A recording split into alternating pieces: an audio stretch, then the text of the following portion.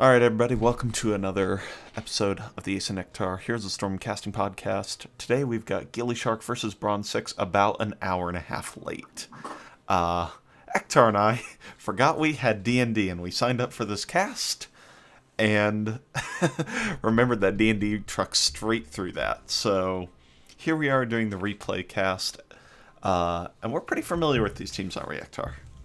I mean, a little bit. Come on, everybody knows Everyone Gillysharks knows. at this point. Good point.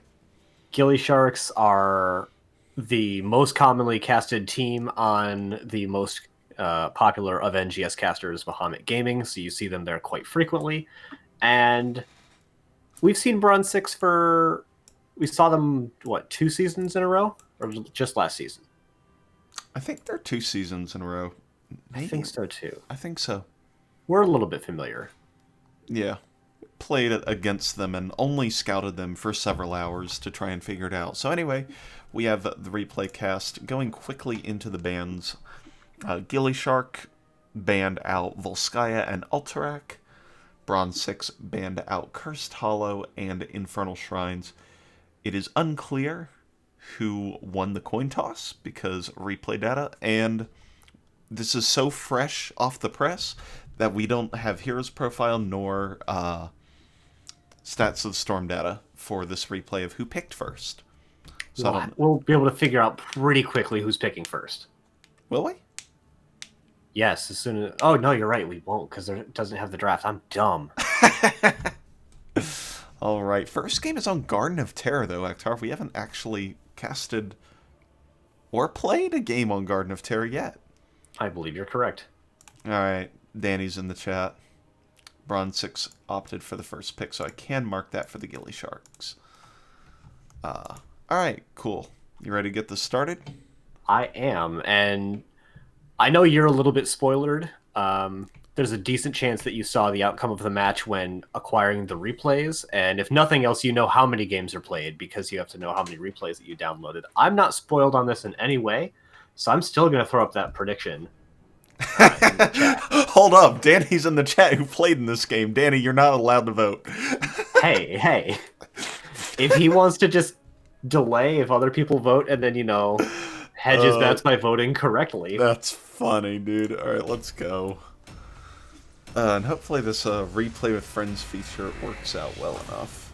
It has worked for us the last couple of times we tried, but, it hasn't always worked in the past. Yeah. I'm also not showing the loading screen because it kind of gives that away as well. I'm doing everything I can to conceal the results. Make sure you get that Control-Shift-O to get the replay information out of there as well. As always. All right, we are in here. Game number 1 between Gillysharks and Bronze 6. On left, in the blue are those Gillysharks. We've got Chymatripsin on the Lily, Stark on the Cassia, Chest Looter on the Rexar, Zergy Monster on the Malthael, and Veggies on the Deathwing. And on the right-hand side, in the bronze-colored trunks, sort of, are Bronze 6 with Danny playing the Varian, Kira on Orphea, Secret 333 playing Sonya, Mark playing Raynor, and Ferret playing Lucio. Notable absence in Smoogie, a.k.a. Juji, who I believe is still in Korea. Yeah, they picked up a couple new people for this season, and that's part of their reason they're in Nexus div. Skipping the level 1s really quick, because we didn't have time to talk about the draft, because there was no draft. This is a weird draft from the Gillysharks here. 3 Bruisers, a Cassia, and a Lily. We had been saying a couple of weeks ago that Bruisers are kind of like the strongest individual heroes in the game, so why not just draft 3 of them? Well... And you know what? That we're actually seeing that trickle down a little bit. Who is it that's playing like tank Deathwing? We just played them. Oh, yeah, Minion Miners. Minion Miners, thank you. Yeah. So it's becoming more standard to run non-traditional tanks, and Cavalier Guest Article is likely going to make that only more prevalent in the future. Yeah, check out that Art of the Tank 2 if you have Electric the opportunity. Boogaloo. Yep. Alright, Mark is going ahead, taking the Siege Camp, does have the Exterminator from level 1, so he's going to be able to pew down those camps very, very quickly, and we see Stark and Chymatripsin doing the same thing here on the side of the Gillysharks. Alright, so now that we had mentioned them, we can check the level 1 talents. So we had a bit of a disconnect there, Yes. but thankfully we're a replay, so we don't have to pay attention to any of that. Veggies is back in the game. It is Cloud Serpent build for Lily, which has been the standard ever since her... I don't want to call it a rework, but she had a lot of talent modifications. Charge Strike's actually coming out from the Cassia, not quite as frequently chosen as the Q build, but still very powerful. Easy Prey is different. Usually you definitely see the Bird build coming out from Rexar players. So I'd like to see how he's going to get extra Misha value, but it does make him better on mercenary camps. The Q build only makes him better against minions. That is a good that's a good point there, because Garden of Terror is all about the minions, or the mercenaries. I mean, there are 3 camps on each side. Jimbo's been here stabbing minions for the last, I don't know, probably 2 minutes out of the, like, it's got to be the minute 20, so yeah, the entire game since 1 minute mark.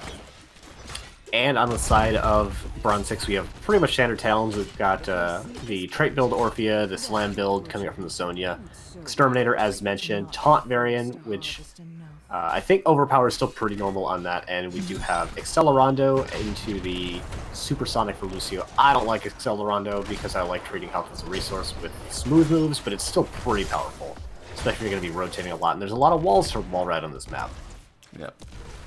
Yeah, Fair, a practice Lucio player that we have played against before. So yeah, Varian, a mainstay showing in Bronze 6 drafts more than a lot of other teams draft Varian. Just a higher percentage pick for them. Seed getting picked up here by Bronze 6. Really no contest coming out from the Gillysharks, just kind of staying in lane and dealing with mercenary camps. So... and it was on the Gillyshark side of the map, so that's a really nice early pickup for Bronze 6. Yeah, that could lead them into an early opportunity to maybe try and get a free seed later, contested seed. So one real team fight, and they could have an entire objective here, which has a chance of letting them get ahead early. But lanes seem to be matching up pretty well here for the Gillysharks. They're not losing any lane. So they're not, and a little bit of an engagement coming out there onto and around the Deathwing. Veggie's taking some decent damage. Will be able to fly off and heal that pretty well. Taunt coming out, but is going to get cleansed out by Chymotrypsin. Really nicely done there. Kira taking quite a bit of damage from Stark there, but Lucio is going to keep her alive, although it's going to take a while for him to top everybody off. Yep, I mean, that's... Veggie does have Fly whenever he chooses to use it. Yeah, that was a majority of the hero damage dealt this game between the non-soul laners. It was right there in that little scuffle. So, yeah, we saw the cleanse from Lily, which is probably one of her strongest aspects, I would imagine.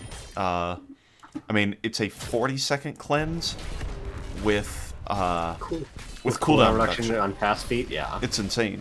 So, I mean, that's faster than the 60 baselines and the... even the Uther one. The Cloud Serpent build did get a couple of nice benefits in her recent talent modification, which is why you see it getting picked up here more commonly. Yeah. Commenting on Skyfall being a fair and interactable talent. Yep. That's requires 3 people to channel an objective. Seems great. Deathwing.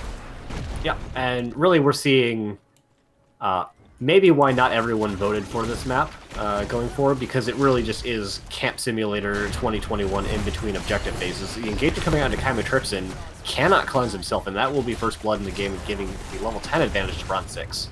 That's a big deal. Not for the level 10 advantage, but I guess if the objective had spawned a little sooner, that would have been Lily down. I thought it was popping up a little bit sooner, but instead, it is going to give the first lane pressure here to Bronze 6, and they're going to call in the services of Matt Horner to go ahead and fire on these buildings here in mid lane, and then take the team and rotate up top to get the siege camp before heading down, I assume, and getting this, or fighting over this seed.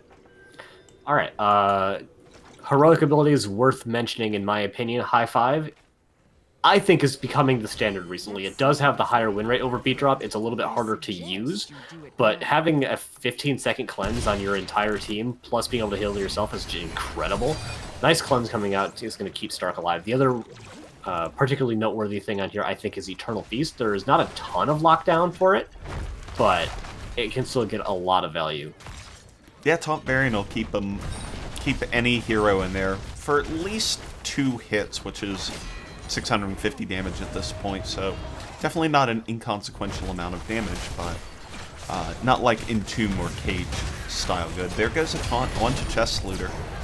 Danny actually going to be engaged on. There's a high five, going to go ahead and get him most of the way out of there. Last Rites does secure a kill onto Secret 333, so that should give this objective over to... maybe not. Okay, yeah, this will confirm the objective here for the Gillysharks. Yeah, but at the same time, Jim Laner doing his namesake and is going to take top fort all by himself with a little bit of assist from that mercenary camp, so... Reported yes, first. the Gillysharks got their first objective, but they paid for it dearly. Yeah, that's actually Garden of Terror. That's Garden of Terror things is just pushing with that camp the entire time. Jimbo has committed in the most PvE action. And, yeah, he went straight from the top fort to a mercenary camp in the bottom right. That is Garden of Terror in a nutshell. He has the lowest damage in the game. Half the amount of Lily, and 2/7 the amount, 28% of a Lucio. Yeah, so. But he's probably got 3 or 4 mercenary captures at that point, and that's not insignificant. Yeah, he's got the highest XP except for 200 by Sonya on his team. So, Merc camps are the way to play. Camp. It's time to take all our camps. Alright, Gillyshark would love to do that, however, they kind of can't afford to give away an objective, which means you might just see Jim Laner do his namesake in the bottom lane again, and he sure is tops another Hyperion. Yep, now And even if they trade this objective over, they still don't lose anything. Yep, not a lot of good Pokemon. Other than maybe this kill on the Varian? Possibly. Nah. No, now Zergy Monster in a whole bunch of trouble. Takes a cleanse and a jugs, but doesn't come out alive. Chest Looter does grab the objective, and Veggies... Ooh, nice use of the no escape, or the trait plus a no escape from Secret 333 to catch up to Veggies. And slam down another kill. So 2 kills there for Bronze 6. And that's the price. Plus a fort here is a price the Gillysharks have paid for this objective. Yeah, I would generally say not worth it for just a second objective. And this 5th one spawning deep into Bronze 6 territory, it will be difficult for Gillysharks to mount an offense onto it. And I don't even know if they should try. Deathwing will be up and have his fly available to get there, but positionally it very heavily favors Bronze 6. There is a lot of extra time, though, with the Skyfall, as we'll see Deathwing probably take off. Deathwing can take off, but isn't opting to currently, but has the ability to let the team get in a position with enough Skyfall action. Yeah, but the decision has been made not to do that, so... Is going to fly now, probably going to land in the top lane just to clear it, as well as providing a little bit of peel with these Skyfall drops. Might have to drop for the team fight that's happening right now, as Stark is being kept alive very well, but does eventually get killed. Looks like it was by the Eternal Feast there. Zergy Monster is going to be the next to fall. Unfortunately for him, he just barely mistimes the last rites. It will be blocked by Varian. Protected, by the way, pretty good, and 3 kills going into this objective phase. It is going to be a lot of damage taken by the Sharks. Yeah, Gillysharks not in a good spot for this. This is like multi-keep situation, very possibly here. Bottom keep certain to go down. Top keep can be low and could be rotated on. Even mid keep being slammed down, at least the wall is being slammed down by Sonya, so this could be a fast 3 keep play here for Bronze 6 before the 12-minute mark. Yeah, they've already gotten bottom. They will get mid, and top is, what, 200 hit points? 800 hit points, but it looks so small. Bronze 6 are electing to leave, which is obviously the safe play, even up that level 16. And you know what? There's yellow on the map, and that cannot stand. Yep. I mean, we saw the pings come out 1, 2, 3, and then the fourth one onto the bruisers, which will spawn in 20 seconds. So, yeah, Bronze 6 just going to go ahead, put the pressure on, grab every camp, and then probably push into top lane and take out that third keep. I think that would be a very reasonable thing for them to do. Yeah, frankly, I don't see what else they even can be doing. Like, I guess what they could do is attempt to take the siege and not invade on this bruiser, but again, they're up level 16, they see multiple people in the top lane, so this is effectively free. Veggies is actually sitting out here in lane and does see Varian and Lucio show up, which isn't on its own scary, as the other members of Bronze 6 were taking camp. Oh wow, Stark gets jumped on hard by Sonya, does get taken out by the Sonya Orphea combo, and now Bronze 6 ahead 5v4 in another team fight here. Not even finding the kill on the ferret with the last rites. Zergy Monster does pop the Unstoppable to try and get on out of there, but is not able to make it, and with 3 kills, I would not be surprised for Bronze 6 to try and end here. In fact, I'd be surprised if they didn't. Yeah, they've got Siege Giants in mid. 4 kills will almost certainly make it. What about 5, though? Is 5 kills enough to end, you think? But they don't have 5 kills. They did not get 5 kills, but they do have Matt Horner, a Catapult, a Bruiser Camp, 20 minions, and 2 Siege Giants in, and that is a very quick Garden of Terror game. But they didn't get the top keep. Well, I mean, how dare they? I know. Alright, let's hit that tab screen and go look up the game summary here as we give Game 1 over to Bronze 6. Good news, Jim Raynor did beat Lily in hero damage. Just goes to show you, all of you like mid-plat players flexing your hero damage numbers. Look at this game. 39,000 is the most hero damage on the winning team. 12,000 and a half by Jim Raynor, winning team. But look at all that siege damage. Like, hero damage maybe gets kills, but siege damage takes buildings. And you know what? The core isn't a heroic target. That is true. That is very true. Imagine casting Eternal Feast on the core, and then it's dead. That's it. I remember that used to be the Triglav protector. Yeah. Oh, gosh. Yeah. So, yeah, talents of note. Looks all standard across the board at the end here, so. Yeah. Is full Cloud Serpent build actually the standard for Lily? I don't know if it's the standard, but it's what I've been taking. Okay. And I think I do think it is the winning build, especially the payoff on that level 16 is gigantic. 10% increased healing received and gets the additional of max health. Pretty good. Yeah. W then R. That would be very nice. So I'm going to go ahead. It's very strong, yes. Yeah. Tactically go to this screen. Haha. I will quit out of the replay. Quit the replay, so that way I will never show a result on screen. Boot up the second game. And hit watch with others. And then Danny is confirming that Bronze 6 is in fact map pick, which does not surprise me. So. Unfortunately, not knowing the draft order, so we can't know specifically what Gillyshark used their first pick powers to obtain. Yeah. Danny could probably fill us in on that, but no. We'll have to see. Going forward, alright. We can get right into game 2 here. Let's go ahead and get this done. Yeah. As much as I do like the draft, being able to do this replay stuff means we can just get into the action. I know, it's just games. You just run it in. Instead of like 30 minutes a game, it's like 20 minutes a game. And that's really kind of nice. That is maybe on average, but game 1 was not 20 minutes. And, ooh, Stark is going to get his signature Samuro for game number 2. There we go. So, alright, gonna go ahead, hide the replay timer. And then go in-game and introduce our teams, starting again on the left side of the map in the blue trunks. They are long-standing Gillysharks with Stark, signature Samuro, Chymotrypsin on the Ana, Chest Looter on the main tank Imperious, Veggies on the Gul'dan, and Zergy Monster on the Lucio.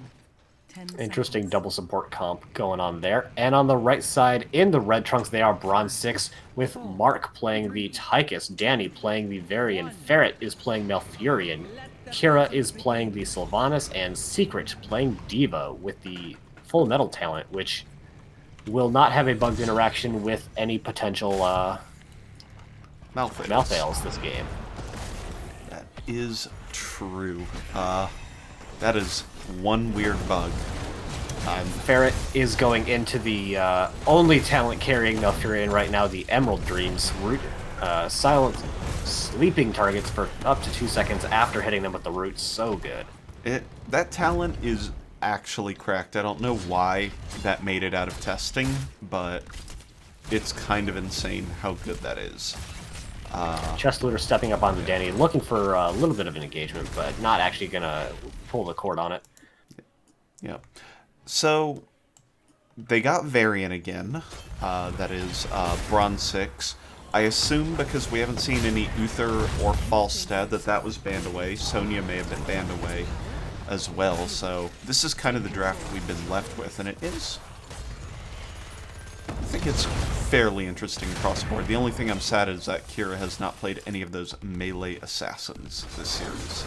Both of the top laners going down to under 300 hit points as they were just scuffling in the minions. That are going to see the tap coming out from Secret and the bullshit Samuro trick coming out from Stark. Yes, Samuro. Kira wanted a region globe and sent out a haunting wave preemptively to make sure that they're able to escape. Danny, not a hero yet. Could be stabbed, does receive one of those stabs. Zergy Monster going to get a pushback. Parry will not be enough. Regrowth is not in time to get a tick and save. Because unlike the World of Warcraft equivalent, Regrowth does not apply an initial heal until level 20, and that's even if you talent into it. That's crazy. Amazing. Warcraft lore. Could be the point of contention of why people hate Malfurion. Or certain. All they gotta do is call it rejuvenation, and then no one will be upset. Yep. After this long, though, it's just too late. It is. Yeah. Top lane is in control of Bronze 6. Stark is hanging out in the bush, waiting for Diva to come in, gonna put some damage into him, and then immediately skulk away. Ooh, a lot of damage going into Ferret, although is gonna save himself with the peeling roots. And it looks like Zergy Monster should get the channel interrupt. Joe just barely picked up by Kira in the mid lane. Oof, that was very, very close. Gillysharks using all their peeling tools capable to try and keep Danny especially off that point, but it just wasn't quite enough, and Samuro not able to reclaim top in time. So, first DK though is kind of paper. It'll get most of the front wall here in mid lane, and that'll be it. So, and not too much damage done, although the rotation from Bronze 6 to stay in the bottom and get an extra tower is kind of nice for them. Yep. Stark does get half a kill on Diva in the top lane, but this DK is completely done. He'll get one more Flame Breath, and at this point, if I'm Kira, I'm literally just dancing in the lane, waiting for this thing to expire. Free stacks on corruption. Oh, actually, something happened down here? Oh my goodness. Imperius got, I assume, taunt blown up. Yeah, probably taunt into Emerald Dreams, which is a really incredibly strong combo. You have a point-and-click charge into a point-and-click taunt into a very easy now to land root into silence. Or into sleep, even. Yeah, I mean, it's why we see Uther a lot right now, too. Ooh, roots are out. But taunt is not up currently for Danny, so won't be able to follow that up. But it does secure the escape. And now Bronze 6 looking at this bottom Bruiser camp to really put some pressure on here in the bottom lane. One thing that we're starting to see is Diva is actually double soaking. Ooh, big fight. Chest Looter gets taunted and rooted again. Not blown up though. The 20 armor keeping him alive. Kira and Imperius get traded out though immediately. Veggie's probably in the most trouble here. Secret comes in from behind to make this a 4v3, but Danny's the one to go down. Ferret goes down on the Varian, and Veggie's, I don't think, actually dies to this Diva. No. I don't think so either. So, two things I was going to point out. We were starting to see D.Va double soaking, which I don't think Samuro can quite keep up in. Doing what he can at this point, but definitely doesn't have the wave clear that she does. The other thing worth mentioning is Boombox, which no longer has a duration, only a health bar and a limit of 1 Boombox. Yep, is a permanent, remind me, does it grant vision? I thought we checked this. Shouldn't. But we can't test that right now. Yes, it grants vision. Cool. Verifying it with Gillyshark vision. No one was in the bush, but they could still see it. Cool. Yeah, they sure can. So that's a good way to, you know, consistently ward the bush, but it does sacrifice your reverse amp capabilities. It does. We see Kira actually had been rotating into the mid lane a couple of times. D.Va and Samuro both doing what they can to get those rotations in. Checking out the heroics, we do have the Illusion Master, as you would expect of a Samuro player of Stark's caliber. Once again, the high five. Love to see it. And then otherwise, normal pickups on the side of the Gillysharks. Bronze 6 seems to be standard across the board as well. We've got Mind Control, maybe is the only, like, close pickup. And Tychus with the Odin rather than the Drill. That seems kind of normal here. Horfai comes out onto Danny and Mark. Danny going to go ahead and probably escape due to the Twilight Dream affair. Now, Chest Looter, wow, really nice angelic armaments, destroys Kira's health bar. Veggie's getting chased down by the Odin, though, and is going to have to retreat. Does have the Hungry for power, so it doesn't heal as quickly, but with 2 supports, still able to heal up quite a bunch. There are no supports in this game, Ace, only healers. Oh, yes. Taunt coming out, but is going to get almost immediately cleansed by Zergy Monster, but the follow-on route is still going to land, but Chest Looter doesn't even look injured for that engagement. Yeah, High Five's going to be really good against this engagement of Bronze 6 because it is on nearly the exact same cooldown, 16 seconds versus 20 of a High Five per target, and because it's just a really good cleanse, so you know, that capability should work very well here for the Gillysharks. Yeah, we are continuing to see the solo lanes matching up, trying to both soak lanes and also stop mostly Stark from getting the channel on here, as he is going to use his trait to get on out of there. Secret will not be able to chase them. Almost getting them with the micro missiles, but just barely too quick. Big stun coming out from Imperius in the bottom lane. The Horrify is not going to put anyone back into them. Kira very low, everyone actually very low on the side of Bronze 6. Gillyshark's siege pressure in the bottom lane is really kicking up, and with the power of not being able to actually land great CC off of the taunts, it's hard for Bronze 6 to do anything right now. You know what would be cool is to have the Lucio actually rotate into mid and still be able to heal with the boombox out of bottom. I agree. That Just would be... drop that up in the top bush or something to give Stark a little bit extra help. Kira has rotated out. Stark might be in a bit of trouble now, as it is now a 2 versus 1, although Kira is chasing the incorrect one. Stark, actually Kira throwing out the mind control onto a clone. Stark has just too many mind games. Yep, and 1 mind too many for the Sylvanas. Siege continues in bottom as the minions now are crashing in. This has been the longest time I've seen a point channeled for a single team without them picking up the DK, though. That was impressive. There goes another engage, but again, Twilight Dream misses, and the taunt was cleansed out by the High Five Zergy Monster, and this Lucio capability is so strong for Gillysharks, and it's completely negating Bronze 6's engages right now. And they finally picked up that bottom fort, which means they'll start getting that periodic catapult pressure, which means that the lanes will be pushed out so far that the 4-man can actually do stuff other than just siege bottom lane. Kira is trying to get some counter value in the top lane. Has gotten the wall down completely, but only going to get about a third of the damage into that top fort. And now the rest of the Sharks are on the hunt. They smell blood in the water, as it were, and they are going to try and find some value in lanes other than the bottom one.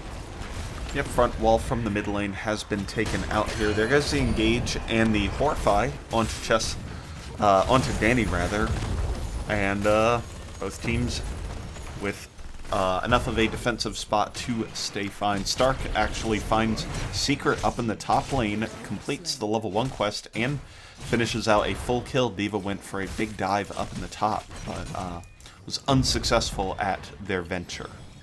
whatever it was. Yeah. And Stark, kind of low, is still going to be able to clear this out, and I really don't think that Kira's going to be able to do anything unless she lands the mind control right here, but Stark, too quick for that, does use the trait to get back away from that potential engagement, but he is going to have to find some health somewhere. Yeah, the health is going to be an important thing since the well is down in top lane, has to retreat all the way to the keep, and gets the 4-man actually to rotate on up. Is Kira going to get caught? Absolutely not. Kira goes ahead, takes the safe way around, and now Bronze 6 able to work on their siege camp and kind of have some alleviated pressure in these bottom 2 lanes for the first time in really a long time. Danny is going to make a beeline for the bottom point so that they can prevent the pressure from Gillysharks in the mid lane. Stark is attempting to engage onto all of them, kind of 1v4, but is able to transposition himself back on out of there. Danny is rotating up into the mid lane now. It's actually only 14 and 14 in level, so there's really no major advantage for either team at this point other than positions around the map. Yeah, 2 forts, or 1 fort difference is fairly significant, but not massive at this point in the game, so Bronze 6 doing a good job at not falling behind. Chest Looter is being engaged upon, but again, high five from Zergy Monster is too powerful. Danny actually didn't use the taunt there, so he does still have it available if he wants, and Chest Looter is still unable to be cleansed for about another 12 seconds or so. Yep. Oh, it's actually Veggies. That's the engaged chart. He's going to get the Unstoppable and the Nano Boost here. As this full fight is commencing, Chest Looter takes the Twilight Dream, but Mark is in a bunch of trouble. Does go down at the same time as a Gul'dan, though. Chest Looter, now the primary source of damage on the front line, does take out Danny. And that is 2 kills over to the Gillysharks, but oh my goodness, what a root from Ferret. What a root. Picks up the kill onto Chest Looter and forces Zergy Monster out of this fight. Yeah, that was looking for a second there like it was going to be guaranteed objective over to the Gillysharks, but that raw root landing and just obliterating Imperius. Yeah, high five. Only able to be used every 20 seconds, so it is a very good cleanse, but it's not a good every, like, multiple times in a team fight kind of thing. Yeah, But unless they're hitting cleanses? multiple targets, but Right. it's still pretty good. Checking out the status of stacks, we do have Echoed Corruption and Way of Illusion both completed. Only actually at 32 stacks on the Dagger quest at level 1 for Sylvanas. Not really getting the value I think that you would want out of that quest at this point. Yeah. Also notable, standard but notable, is the Tychus double overkill talents on 13 and 16. This turns Tychus into a backline shredder. Like, you think of him for his percent damage. Ooh, his Chest Looter actually wants to stab onto Kira, but Kira does some nice mind games to escape. But Ooh, with top these... port looks like it's going to fall. Yeah, that is true. There it goes. Yeah, Tychus can run at him with 60% bonus damage and increase his own move speed while doing it. So, or slows the opponent. So, like, you can just start obliterating backliners with Tychus very, very quickly, and there's a lot of them here for the Gillysharks. Yeah, that bottom bruiser camp getting picked up is putting a little bit of extra pressure in the bot lane, forcing the Sharks to stay here and respond to it. Stark is, doing what he can to do this double soaking, but with 2 people heading on into the top lane, it doesn't look like he should be able to hold it. Although Kira did get, she did stay in the mid lane. Danny actually blowing that minion up just so Stark can't go and transpose to it. Yeah. It's a very reasonable play. I think Kira rotating out into this top lane, like floating between mid-top, has been a real boon for Bronze 6 not falling too far behind in this. Their 4-man is still living. They did eventually lose their bottom fort for it, but after that point, like, there was nothing for Bronze 6 to lose in the bottom lane, realistically speaking, so when that happens, like, might as well just rotate on up. Yeah. Big kill there onto Kira. Gets, gives another 5v4 for the Gillysharks here as they swap top and bottom point control.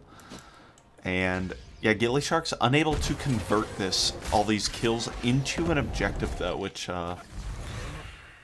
yeah, it will give them the capability of having a much stronger Dragon Knight, but they do have to cash it in, and you just wonder if they're gonna like chunk a team fight beforehand or not. That's always a possibility, but, you know, their fights have been looking so strong so far.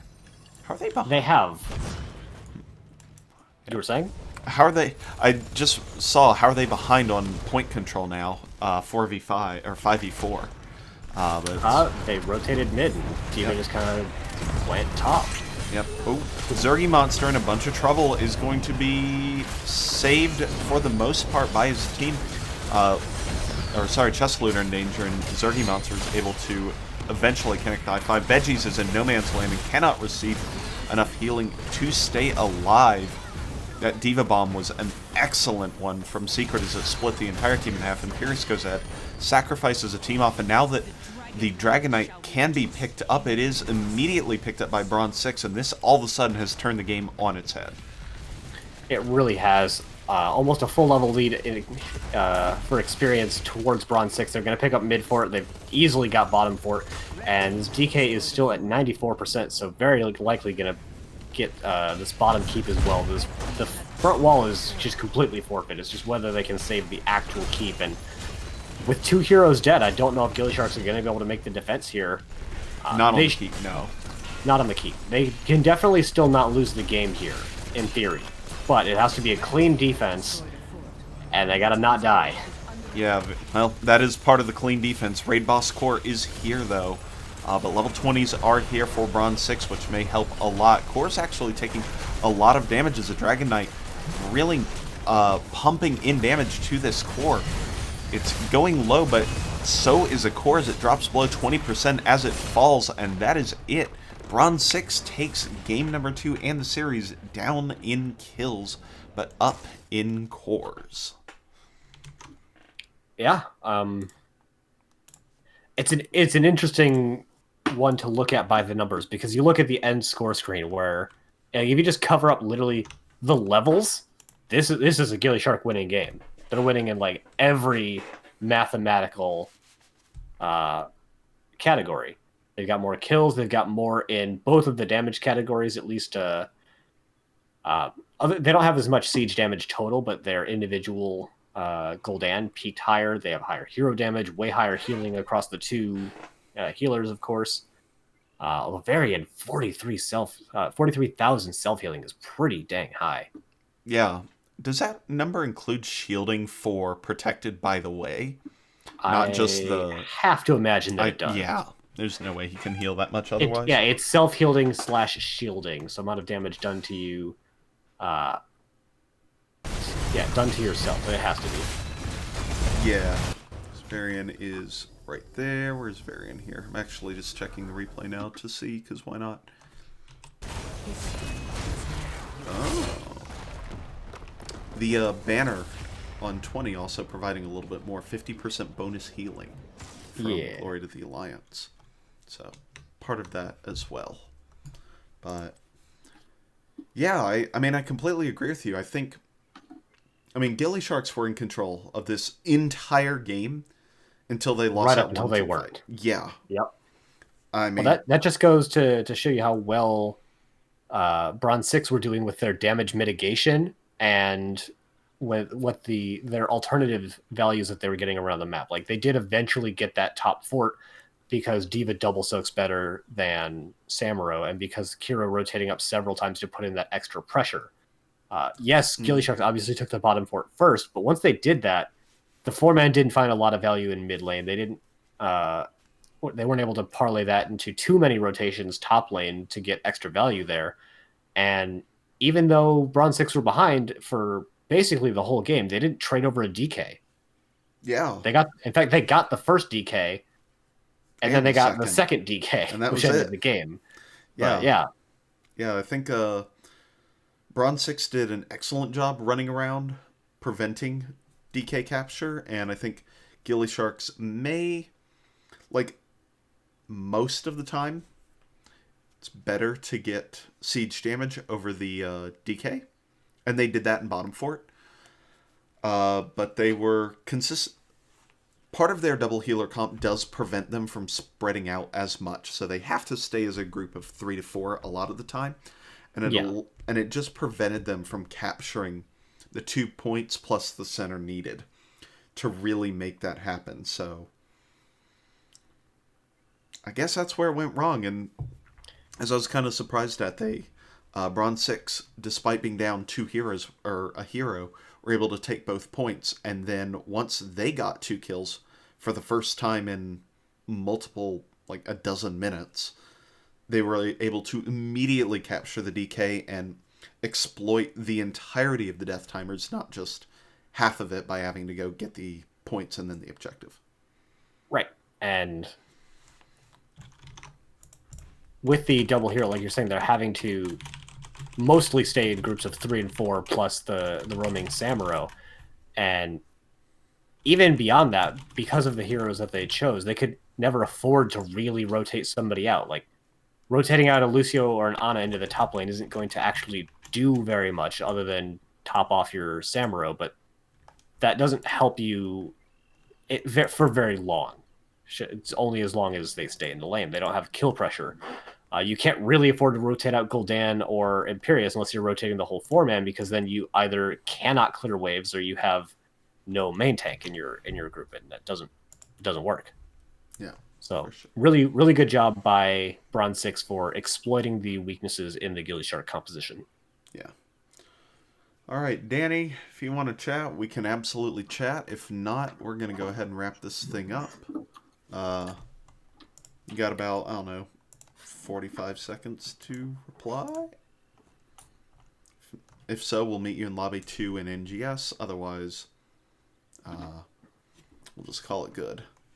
Yeah. So, again, sorry for scheduling to cast the match and then not. I feel real bad about that. Yeah, feels bad. All right, Danny's in Lobby 2. Let's go say hi. All right. Hey, Ace. Hey. How's life going? It's going okay. Apologies we couldn't hit this live, even though we scheduled up for it, and one of the 10 people might have seen it. Yeah, hey, have you guys played Baldur's Gate 3? I have not played. I've not played the third one. I've only played Baldur's Gate Dark Alliance 2. So Baldur's Gate 3 uses the Dungeons and Dragons rules. Makes sense. And I've never played D&D, but I rolled a fighter, and I have my priest cast jump on me, and I jump in the back line and kill all the people. It's pretty fun. So you've built a Leap Sonya. I built the Leap Sonya, yeah. Sounds fun. Yeah, it's really fun. I'm learning all like the D&D like spells, like insight for like better rolls on my skill checks and things like that. But right now it's an alpha, but it's pretty fun. Nice. Yeah, I popped by your stream to check like the VODs of the cast you did, and I saw you playing it, and I was like, oh, neat. But didn't stick around for too long on it. Yeah. But yeah, well, congratulations on your big W today. Thank you. So you heard a lot of our thoughts of both those games, being able to replay it back. Yeah. What do you... So, Garden of Terror, not a popular map. What's the Bronze 6 lowdown for that? Bronze 6 lowdown for Garden of Terror is I told Mark, who played Raynor, to only get camps. And he sure did that. Mark, his only job was to get camps, and which led to a lot of us getting free forts and free everything. And then we went off macro. I think that was like a really short game. Lowdown was very short game. I mean, I think Garden of Terror is just like, a better version of Cursed Hollow. So just get camps, rotate, delay the objective for our camps to get value. Better version? No. I would personally call it a worse version of Hanamura. Oof. Ooh. Yeah. Shots fired at one of those maps. That was the lowdown for game one. No. Question about that game one performance: are you the shot caller for Bronze 6, or is it somebody else? There's usually 15 different people screaming at each other. That's illegal. Banned. Sorry. There's usually 5 people screaming at each other.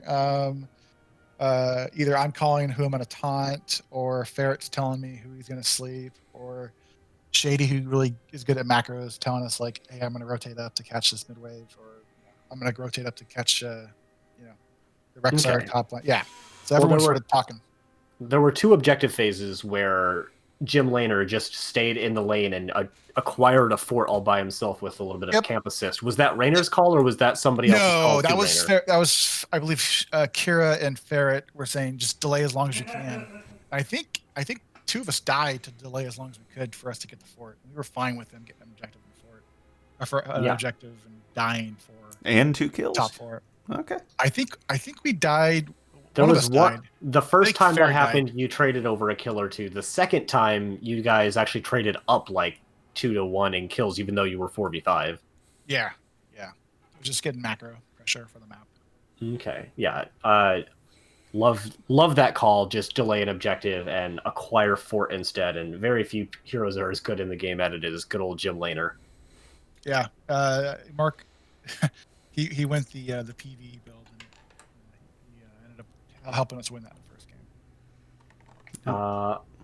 I don't know if you necessarily have the insight to this, but why Eternal Feast with only really the versus one lockdown? versus the hunger.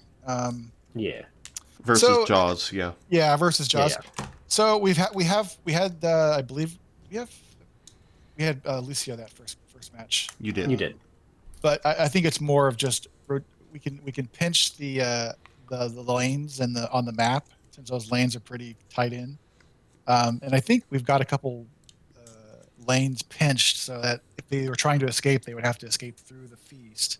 Plus, with the follow up and the taunt, just makes it really easy for Kira to get the value out of that ultimate. Okay. I usually don't see Eternal Feast unless you have like 2+ really good lockdown abilities, and you have the taunt variant, but the next best follow up is like Sonya Spear, which is not a particularly great form of crowd control, so generally don't see it quite as often. Yep. And how are y'all liking the high five Lucio? High five! I was talking to my team about this, and remember how broken Medallion was? All high five is a medallion with a heal attached to it on both sides. It's so good. It's all it is. And so it's like, they got rid of medallion because it like negated all these like CC tanks. So that's why, I'm not sure who the best healer is right now, whether it's Lucio or it's Uther, Brightwing. But, Is it? Well, yeah, Uther, but it's like you get a free medallion every 20-some seconds. So good. Yeah. Yeah, kind of insane. That used to be the least popular chosen heroic in the game. It had like 4% popularity. Mm-hmm. There were only 2 abilities that had single-digit popularity like 4 months ago, and it was High Five and Mind Control. And now they're both meta. It's funny because I was casting a game last Friday, and the game I was casting, the Lucio went the shield, and I forgot what the shield was called. I was like, he went the non-high five build, and I'm like, what is that called now?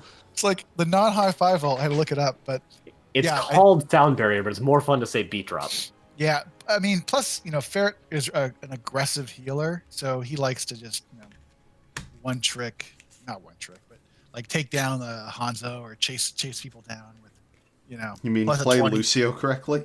Yeah. Play a Chad Lucio. And you chase down tracers. It's the best time. Yeah. So with that, is your prey. Yeah, it's fun. Yeah. Speaking of Lucio, going into game number 2, you had Dragonshire. You have the same taunt variant into Malfurion this time, and after level 10, you didn't find a single taunt combo until very, very late. Lucio was your bane. So we have this huge Excel spreadsheet with all the maps and things they played this season. And Zergy Monster picked Lucio. They picked Lucio in the 1-2, and the other one was I forget whoever the player was. And I said, Kylo Tripson. Yeah, and I said, healer. Yeah, but they didn't do double healer. It was Lucio and a DPS. Okay. And I was like, they're gonna play Samuro, and I was like, I hope I can ban it before they can get it. And then the 2-3 they got Samuro and somebody else. It's like fuck. So, but they switched roles. I think they put the Imperial. They put Chest Looter on Imperius and moved Veggies to Gul'dan. So they swapped they swapped roles a little bit, but we were expecting this tomorrow when we saw Zergy pick Lucio. Yeah. And how did it feel? Annoying. How it felt. Smur things. We were just running around trying to make sure that the objective was capped and not going in their direction. And we got lucky with catching Imperius in the mid lane, which pulled him out of the fight, and we kind of turned and blew up the Gul'dan, which sort of turned everything for us. Yeah, you guys, you lost 2 heroes, I think. It was 3 versus 4 or 5, and you guys just catch a raw root with nothing to set it up onto Imperius and Gul'dan, and you turn that into 2 kills, and almost certainly would have been a DK otherwise. Yeah, that's just big props to how strong Emerald Dreams is as a first level talent. It's plus incredible. I mean, he can keep the entire team in the fight with his trait as well. So I think Malph's in a good spot right now with that.